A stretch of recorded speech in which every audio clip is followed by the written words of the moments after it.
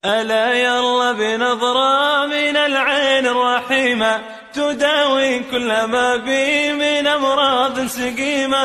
ألا يلا بنظرة من العين الرحيمة تداوي كل ما بي من أمراض سقيمة. Sekarang kita masuk kepada fasal yang baru, Al-Faslu Tsani. Ya, kita agak cepat sedikit ya. Al-Faslu Tsani fil Anbiya war Rusul. Sekarang kita sudah selesai kepada sifat-sifat yang sifat-sifat yang wajib, sifat-sifat yang jaiz bagi Allah. Begitu pula mustahil ya, yang sudah lawan-lawan daripada sifat wajib. Sekarang kita masuk kepada Nabi dan Rasul. Apa saja sifat-sifat yang wajib bagi Rasul, sifat-sifat yang jaiz bagi Rasul, dan apa saja sifat-sifat yang mustahil bagi Rasul. Nah, sebelum kita masuk kepada itu, kita harus tahu dulu perbedaan daripada Nabi dan Rasul. Pada pertemuan yang pertama mungkin ya, kedua atau pertama, kita sudah membedakan tentang antara Nabi dan Rasul. Yang mana kita ketahui ya, dari SD mungkin atau sanawiyah atau SMP, perbedaan antara Nabi dan Rasul, ya kalau Nabi dia diberikan wahyu tapi tidak wajib dia sampaikan. Adapun Rasul dia diberikan wajib disampaikan. Dan secara zahir nampak teksnya seperti itu. Kalau kita pahami seakan-akan kalau Nabi dapat wahyu diam di rumah dong berarti. Tidak wajib menyampaikan. Begitu. Kan itu bisa menjadi problem, permasalahan. Nah, kadang kan Nabi ini ya ibadah sendiri saja. Padahal hakikatnya bukan seperti itu. Hakikatnya Nabi dan Rasul sama-sama diperintahkan untuk menyampaikan syariat. Hanya saja ada hal-hal yang tidak boleh disampaikan oleh Nabi, yang hanya diketahui oleh para Rasul. Ada hal-hal yang mana itu Nabi tidak boleh sampaikan kepada umatnya. Hanya dia saja yang tahu. Hanya dia saja yang tahu. Dan para Rasul. Ada yang wajib disampaikan kepada umat. Maka saya selalu contohkan, ibarat kita ini manusia HP Nokia yang tipenya tipe dulu, bukan smartphone, bukan Android. Kita mau diinstal WhatsApp aplikasi, tidak bisa lah. Tidak bisa, akan meledakin HP, ya. Hancur. Karena tidak ada koneksi. Ini HP tidak bisa menginstal hal itu. Begitu pula perkara ilmu-ilmu yang diketahui oleh Nabi itu tidak boleh dan bahkan haram bagi mereka untuk menyampaikan. Ada perkara-perkara yang wajib mereka untuk sampaikan, ada perkara yang tidak boleh sama sekali mereka menyampaikan. Perlu dipahami. Karena kalau kita ketahui, otak pemahaman kita tidak sampai kepada hal itu. Nah, baik. Dan juga bisa dibedakan lagi bahwasanya Nabi dan Rasul, Nabi itu melanjutkan syariat Nabi terdahulu atau Rasul terdahulu, sehingga dikatakan di dalam riwayat Nabi Isa alaihissalatu wassalam ketika diutus atau ketika turun dari langit nanti di akhir zaman itu akan membawa syariatnya Nabi Muhammad, bukan syariat yang baru lagi. Dia akan memerintahkan atau bersyariat dengan syariat Nabi Muhammad. Adapun Rasul, ya, dia itu menghapus syariat terdahulu. Itu Rasul. Dari sini bisa kita ketahui, dengan perbedaan yang sangat jelas. Nabi itu melanjutkan syariat terdahulu, sedangkan Rasul adalah membawa syariat yang baru. Nah, baik. Kemudian apa itu Rasul? Siapa itu Rasul? Kita sudah jelaskan ya. Rasul di dalam Ya, ini definisi dari Dr. Said Foda. Beliau mengatakan Rasul adalah insan, hurrun, zakarun, balighun, fatinun, auhallahu ilaihi bi syar'in, auhallahu ilaihi bi syar'in. Nah, jadi insan, seorang manusia. Jadi Rasul itu adalah seorang manusia, bukan daripada jin, bukan daripada malaikat. Kalau daripada jin, bagaimana kita mau mengikuti suri tauladan Nabi? Kita disuruh ikuti suri tauladan Rasul, ya kan? Sementara dia daripada jin, yang beda daripada kita, atau daripada malaikat, tidak bisa. Tapi bolehkah? Boleh-boleh saja Allah ciptakan daripada itu. Boleh-boleh sah. Tapi secara hukum Nabi itu atau Rasul itu adalah seorang manusia. Dan itu rahmatan lana. Itu rahmat buat kita. Mempermudahkan buat kita untuk dalam mengikuti seorang Rasul. Hurrun, dia itu harus budak. Dia harus merdeka, bukan budak. Ya. Tidak boleh seorang budak, karena seorang budak itu harus taat tuannya. Nah, sehingga itu menjadi kekurangan bagi seorang Rasul. Zakarun, dia itu harus laki-laki, bukan perempuan. Walaupun pernah kita singgung,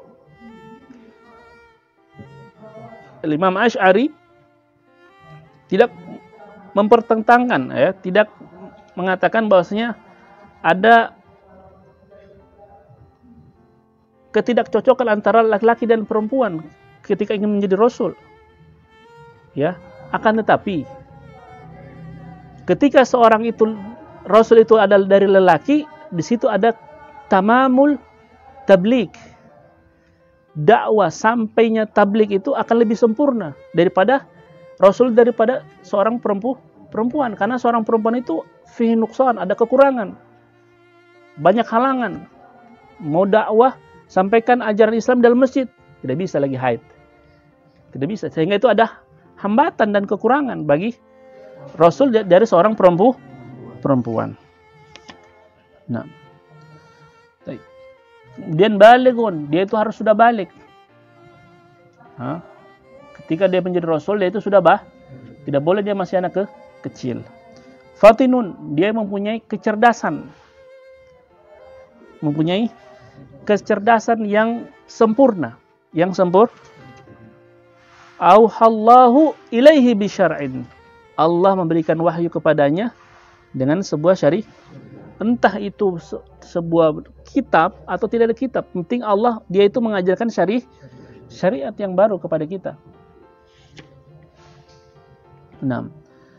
Adapun nabi, jumlah nabi itu sendiri disebutkan bahwasanya nabi itu berjumlah 124.000.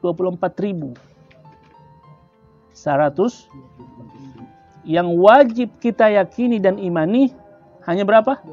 25. Kenapa 25? Karena itu disebutkan dalam Al-Qur'an. Selesai. Berapa? 25. Ayo kita baca ke teks buku.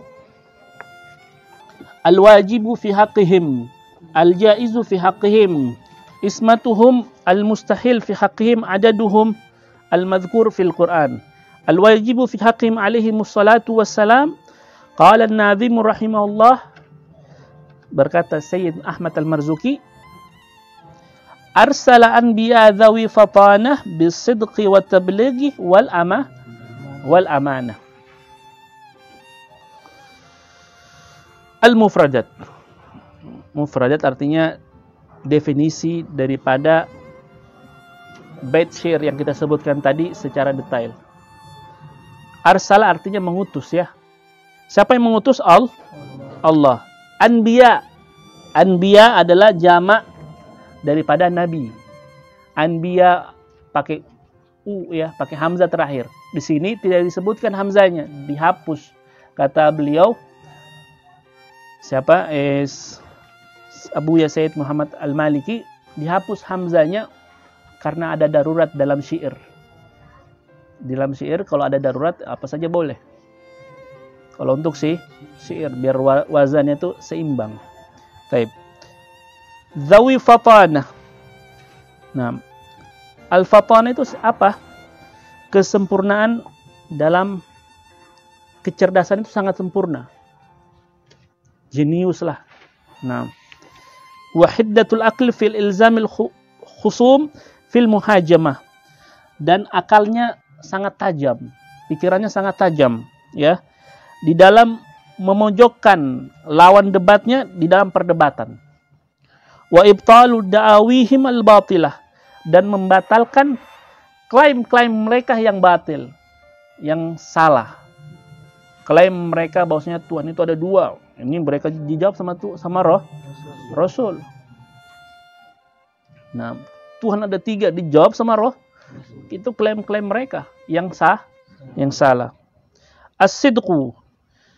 As-sidq. Sidq itu adalah kejujuran. Apa itu sidq? Mutabaqatu khabarihim lil waqi'. Kesamaan, kecocokan atau kesamaan khabar yang mereka sampaikan kepada realita. Itu namanya sidq, jujur.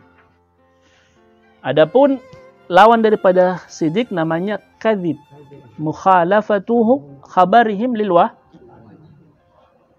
Berbeda kabar yang mereka sampaikan kepada namanya bohong. Hoak itu cabang daripada bohong.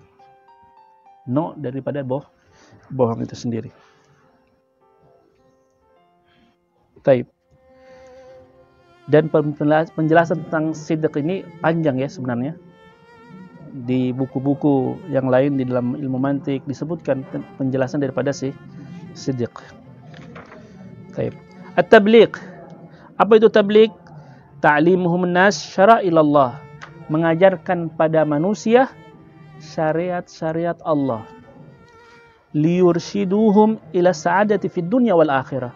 Agar menunjukkan mereka kepada jalan kebahagiaan di dunia dan di akhirat. Berarti kunci bahagia itu dengan kita mentaati syariat Allah. Dengan kita mentaati Rasul, itu kita sudah mendapatkan pintu bahagia di dunia dan di akhirat. Dan itu hakikat daripada tablighnya Rasul. Tablighnya Rasul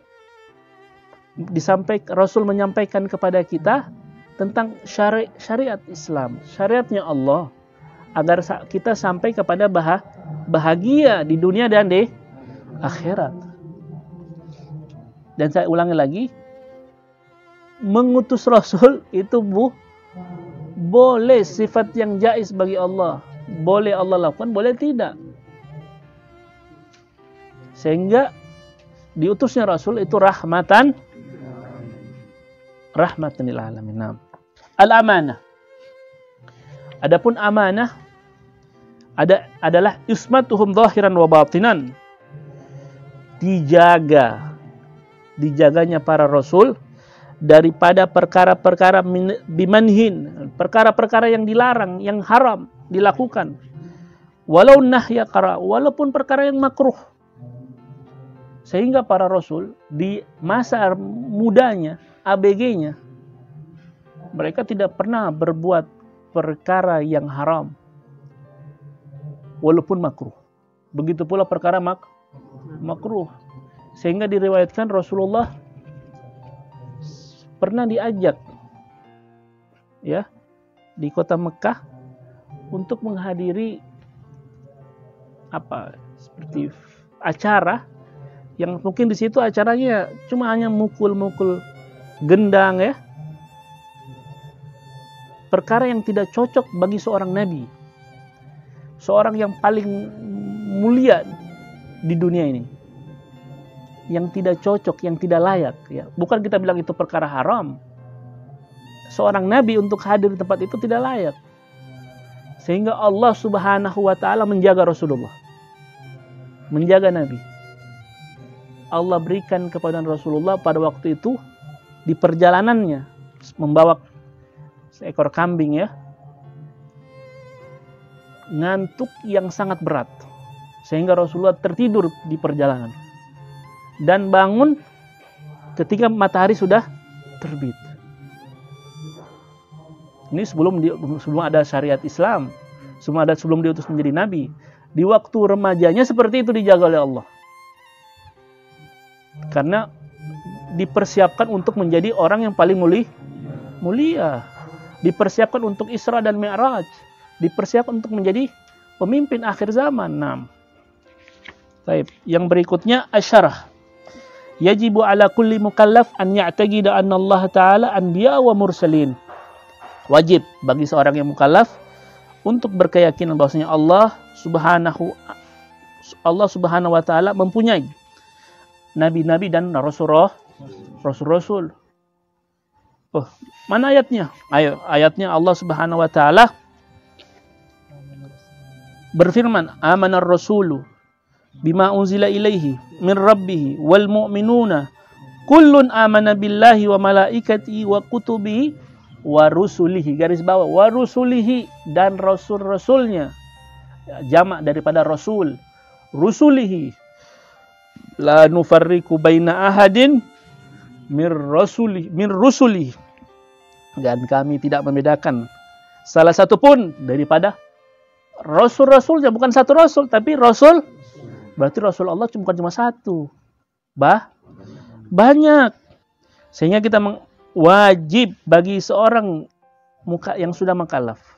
Kalian ini wajib berkeyakinan, beriman kepada hal-hal yang wajib dimiliki oleh seorang rasul, dan perkara-perkara yang mustahil dimiliki oleh seorang rasul, dan perkara-perkara yang jaiz atau boleh dimiliki atau tidak dimiliki oleh seorang rasul. Fal wajibu fi haqqihim arba. Adapun perkara yang wajib di dalam diri seorang rasul ada 4. Apa saja itu yang 4? Yang pertama, al-fatanah. Al-fatanah, memiliki kecerdasan, ketajaman pikiran mereka, kepintaran yang lebih daripada kepintaran manusia di zaman itu. Sehingga Rasul itu orang yang terbaik pada zaman tersebut. Bukan orang kaleng-kaleng. Iya, bukan orang kaleng-kaleng, orang yang terbaik pada zaman tersebut. 6. Dalilnya apa? Kalau seperti itu, harus cerdas. Apa dalilnya? Annahu law intafat anhumul fatanah lama gaddaru an yuqimu hujjatan 'alal khasam. Kalau seandainya seorang rasul itu tidak memiliki sifat yang namanya fatanah, kecerdasan, mereka tidak akan mampu apa? Memaparkan hujjah atau dalil kepada lawan debatnya. Iya kan? Dia sekarang ingin mengatakan bahwasanya saya ini utusan Allah, iya kan? Harus dia memiliki kecerdasan. Mana bukti bahwasanya ente utusan Allah? Harus dia kasihkan bukti, iya kan? Dia harus memiliki kecerdasan yang tinggi sehingga dia bisa mampu untuk memaparkan bahwasanya dia itu utusan Allah. Kalau dia tidak mampu, bagaimana cara dia akan memaparkan? Sehingga diberikan yang namanya Al-Quran. Al-Quran itu adalah hujjah. Dan kata-kata hujjah ini, garis bawahi, penting untuk kita ketahui. Apa itu hujjah?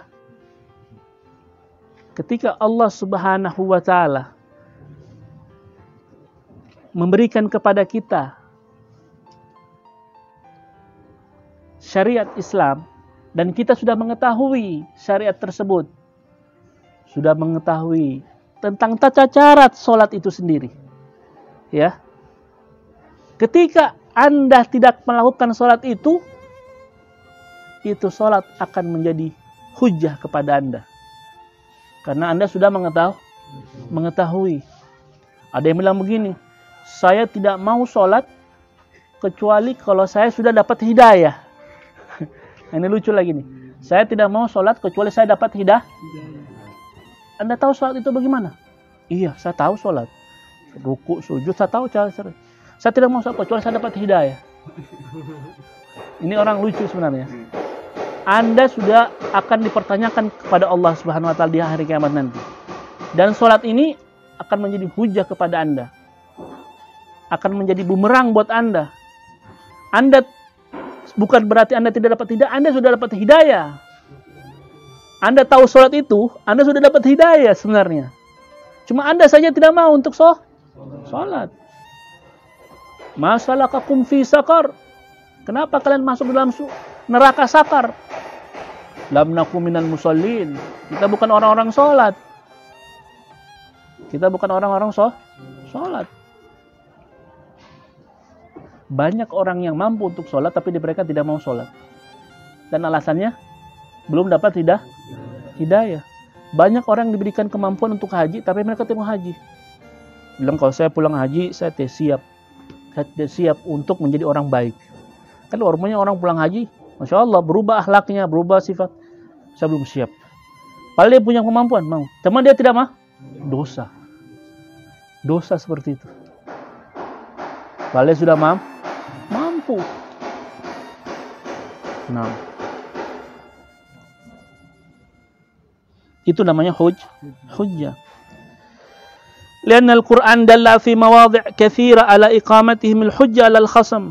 Karena di dalam Al-Quran menunjukkan bahwasanya bagaimana ya Allah menunjukkan tentang tempat-tempat yang banyak di dalam Al-Quran bagaimana seorang nabi atau rasul memaparkan hujjah kepada lawan debatnya. Di antaranya minha qauluhu ta'ala wa tilka hujjatuna atainaha Ibrahima ala qaumihi narfa'u darajatin man nasha inna rabbaka hakimun alim. Bagaimana kisah Nabi Ibrahim sama Namrud ya. Bagaimana perdebatan mereka. Tuhanmu bisa apa? Debat sama Namrud.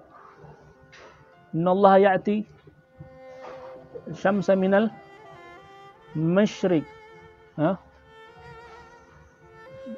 Dia jelaskan bagaimana Allah sebutkan dalam Al-Quran.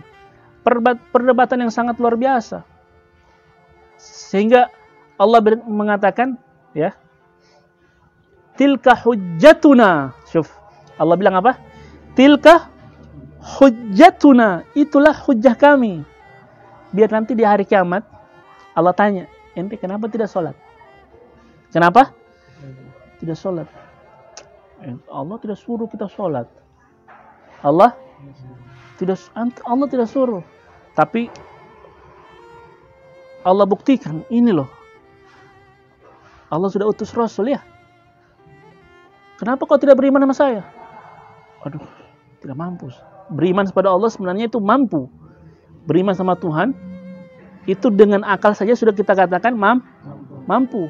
Tapi beriman sama Allah butuh sama Rasul ya, butuh Al-Quran. Sehingga kita bisa beriman sama Allah. Taib. Dengan nama Allah. Sehingga Allah mengatakan, tilka hujjatuna, itulah hujjah kami nanti di hari kiamat. Kita pertanyakan kepada Anda atas apa yang kita sudah berikan daripada hidayah. Baik. Wa qauluhu ta'ala wajadilhum billati hiya ahsan. Dan debatlah mereka dengan perkara yang dengan sesuatu yang lebih baik. Syuf, Allah bilang billati hiya ahsan. Wa aidan li'anna ma'muruna bil iktida wal muqtada bihi la yakunu balidan. Kita diperintahkan ikut sama nabi ya, ikut sama rasul. Otomatis orang yang diikuti ini tidak boleh dia bodoh. Dia harus pintar. Buktinya dia wajadilhum, disuruh dia berdebat. Orang berdebat itu orang pintar loh. Nah, yang kedua, as-sidq, kejujuran. Seorang rasul atau nabi harus memiliki sifat sidq, wajib. Dalilnya apa? Wa saddaqallahu wa rasulahu. Wasadaqallahu wa rasulahu. Wasadaqallahu wa rasuluhu. Di qaf ya. Wasadaqallahu wa rasuluhu. Tidak tasjid ya. Tidak tasjid. Wasadaqallahu wa rasuluhu. Dan Allah itu jujur. Begitu pula Rasulnya telah jujur. Wa qauluhu ta'ala wasadaqal mursalun. Begitu pula orang rasul-rasul yang diutus, mereka juga telah jujur. Wa qauluhu ta'ala wadhkur fil kitab Ismail innahu kana sadiqal wa'd. Perkara jujur ini, saya ulangi, kenapa harus jujur seorang rasul? Kita pakai ini dalil syar'i tadi kita sebutkan ya. Kita pengen dalil aklinya dulu. Seorang rasul itu begini. Ketika Allah Subhanahu wa taala mengutus seorang rasul, saya utus rasul ya. Kemudian Allah berikan apa mereka? Masa kejujuran langsung diberikan? Mukjizat. Bahwasanya membuktikan bahwa mereka ini adalah utusan Allah, utusan Rasul, utusan Allah, membuktikan bahwa mereka ini utusan Allah. Diberikan apa namanya? Mukjizat. Ini tanda bahwasanya ente utusan Allah. Seorang pejabat diutusan. Buktikan ente seorang pejabat utusan presiden siapa? Setelah pangkatnya dan sebagainya, ajudan. Begitu pula seorang rasul. Ada buktinya apa? Mukjizat. Mukjizat ini mendadakan ya, dia itu jujur. Dengan Allah berikan dia mukjizat, seakan-akan Allah mengatakan dia itu jujur. Benar itu utusan saya. Apa yang dibilang itu benar. Dia tidak pernah berbohong. Seakan-akan Allah mengatakan demikian. Sehingga seorang rasul itu pasti dia jujur. Kalau seandainya dia itu pembohong, itu sama saja kita mengatakan Allah juga berbohong. Karena membenarkan orang yang berbohong, ya, juga berbohong. Membenarkan orang yang berbohong, juga berbohong. 6. Dan kebohongan itu tidak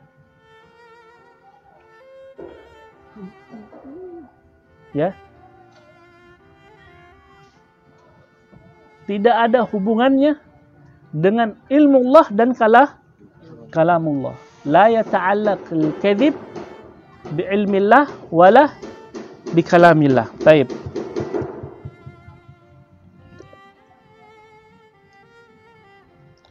Kemudian wali annahum law jaza alaihim al-kadhib, dalam buku, kalau seandainya mereka boleh berbohong, la lazimal kadhibu fi khabarihi ta'ala. Pasti juga Allah berbohong. Karena Al-Quran juga pasti di dalamnya ada bohongan. Kalau seandainya Rasul itu berbohong. Dan itu muhal, mustahil. Mustahil. Baik ya, sudah jelas ya. Yang berikutnya at-tabligh.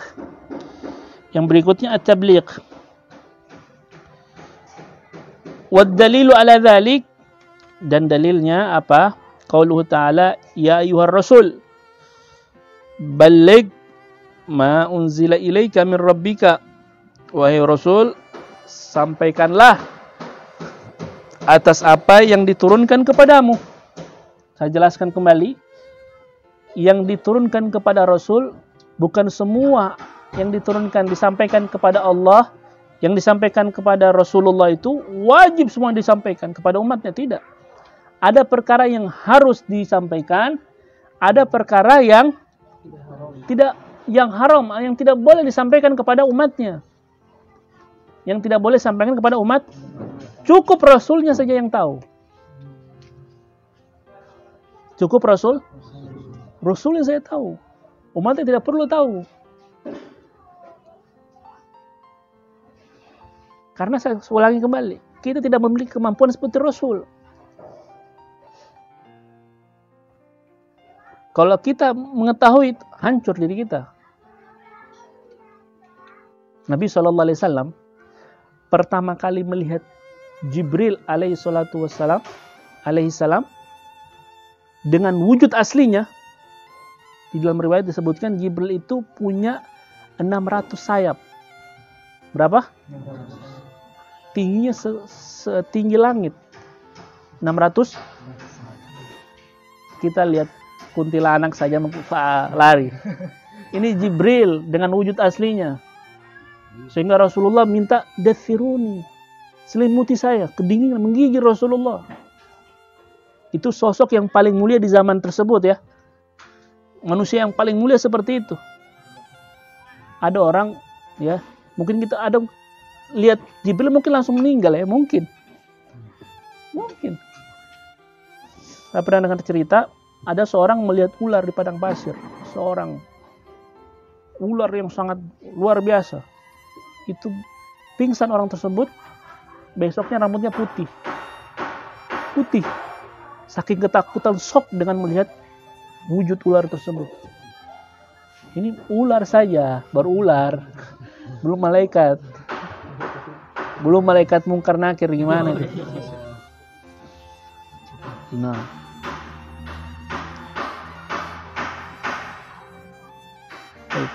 Jadi ada perkara yang mana hanya untuk Rasulullah saja yang tahu, dan ada perkara yang wajib untuk disampaikan. Baik. Agar apa? Biar menjadi hujjah Allah Subhanahu wa taala. Kenapa kau tidak berpuasa? Rasulmu tidak ajarkan kita puasa. Rasulmu tidak ajarkan kita puasa. Oh, kalau begitu tidak apa-apa. Dia sudah sampaikan, Rasul said, tapi seorang Rasul wajib menyampaikan semua yang diperintahkan oleh Allah untuk disampaikan. Sehingga kalau sudah perkara tersebut sudah disampaikan, Allah Subhanahu wa taala berfirman, li'alla yakuna linnasi 'alallahi hujjatun, agar tidak ada kepada manusia ya, untuk manusia kepada Allah apa? Hujjah. Dalil atau alasan. Ya Allah, kita tidak tahu cara puasa bagaimana. Rasulmu tidak pernah ajarkan kita. Makanya Rasul kalau ajar salat, "Shallu kama ra'aitumuni usolli." Salatlah kalian seperti bagaimana kalian melihat saya salat. Ajarkan salat. Yang ajarkan langsung Jibril kepada Rasulullah. Rasulullah ajarkan kepada umatnya, "Shallu kama ra'aitumuni usolli." Ruku'nya, sujudnya. Dan itu makna tabligh. Itu makna tabligh. Qaulu ta'ala rusulan mubasysyirina wa mundzirina lialla yakuna linnasi 'alallahi hujjatun ba'da rusul. Rasul-rasul sebagai pemberi kabar gembira dan sebagai pemberi peringatan. Bagaimana pemberi gembira, peringatan? Bagaimana itu gambar gembira itu akan datang? Bagaimana itu peringatan itu akan datang? Kecuali tidak dengan yang namanya tabligh. Pasti tabligh dulu, terus baru datang kabar gembira. Sehingga ketika Rasul diutus, banyak yang kesenang. Oh, kabar gembira Rasul disampaikan. Dia adalah Rasul, perintahkan kita kepada Tuhan yang Maha Esa, mengingatkan kita sujud dan ruku. Ada yang tidak senang. Abu Jahal, Abu Lahab tidak senang. Oh, kenapa ada begini? Tidak senang Islam, apa ini ya? Jadi jangan pernah bahagia merasa, oh kalau saya zaman Rasul pasti saya akan beriman sama Rasul. Belum tentu. Ada teman saya waktu di Al-Ahqaf tanya kepada Buya Abdullah Baharun, Habib, kalau seandainya kita di zaman Rasulullah mungkin kita bisa jadi mulia seperti Abu Bakar Siddiq, seperti Umar bin Khattab, Utsman, Sayyidina Ali. Belum tentu ente akan mulia seperti mereka. Mungkin saja kalian akan jadi Abu Jahalnya atau Abu Lahabnya. Ya, siapa bilang? Iya kan? Belum tentu. Dan tidak gampang loh. Sekali lagi saya bilang, diutusnya Rasul itu ujian bagi manusia. Ujian bagi umatnya. Ente mau ikuti atau tidak? Ente mau ikut surga? Mau ikut sama Nabi surga? Ikut Rasul. Bisa tidak ente ikut? Bisa taat tidak ente? Dan tidak gampang. Tidak Makanya Nabi bilang semua umat pasti masuk surga. Senang. Kecuali yang tidak mau masuk surga. Wih, siapa ini yang mau masuk surga ya Rasulullah? Bilang yang taat sama saya pasti masuk surga. Yang tidak taat sama saya tidak mau masuk surga. Bodoh orang kata dalam zaman tersebut. Nah, karena memang ujian, tidak gampang mengikuti Rasul. Tidak gampang. Li'annahum, karena laulam yuballighu, kalau seandainya mereka itu tidak menyampaikan kepada manusia syariat Allah, lakanu katimina laha, maka mereka adalah orang-orang yang menyembunyikan. Menyembunyikan apa?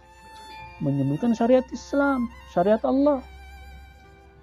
Loh, bukankah ada perkara yang disembunyikan? Itu perkara yang tidak boleh manusia tahu. Itu perkara yang manusia tidak boleh tahu. Tapi perkara yang manusia wajib tahu, itu yang diperintahkan untuk disampaikan. Dan jangan sampai kita pengen mencari tahu tentang apa yang Rasul tahu. Tidak mungkin kita akan dapat. Saya ingin cari tahu apa itu perkara yang tidak disampaikan. Tidak mungkin kita akan dapat. Ujungnya bakal bohong juga. Yang tahu cuma Rasulullah, ente mau cari tahu bagaimana? Bagaimana kita akan cari tahu? Sehingga ulama kita selalu lebih senang dengan hukum secara zahir. Hukum-hukum yang nampak. Taib. Liannahu yalzam 'ala al-kitman khalalun 'azim. Haitsu inna kulla man qassara fi syariah yakunu lahu 'udhr fi an yuhajja Allah ta'ala wa yujadilu bi da'wa adam tabligh. Wa qad nafa Allah dzalika fil ayati as-sabiqah. Ya, mungkin di akhirat, ya Allah, kenapa ente tidak haji? Sudah mampu ente orang kaya. Kenapa? Rasulmu tidak pernah ajarkan kita haji. Balasan kita nanti dia. Dan Allah sudah nafikan perkara tersebut di ayat sebelumnya tadi ya. Li'alla yakuna 'alan nasi hujjatun ba'dar rasul. Setelah Rasulullah sudah meninggal Rasulnya, bilang Rasulnya tidak pernah mengajarkan. Padahal dia saja yang tidak pernah mau belajar. Nah, kita sudah tahu Islam. Kita sudah tahu cara sholat. Kita tahu Rasul itu Allah itu Maha Esa. Kita tahu Rasulullah. Terus kalau kita tidak belajar, salahnya siapa? Salahnya Rasul, salahnya Allah, atau salahnya kita? Salahnya kita. Nah. Yang terakhir al-amanah. Wad dalilu ala dzalik qauluhu ta'ala, inni lakum rasulun amin. Saya adalah seorang rasul untuk kalian yang mana sifat saya ini amin. Terpercaya.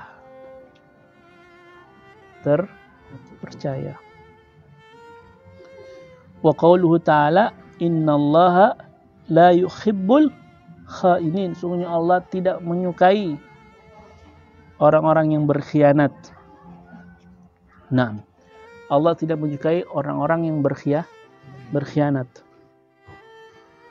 Li'annahum law khanu bi fi'li muharramin aw makruhin lang kalabal muharram wal makruh ta'atan fi haqqihim.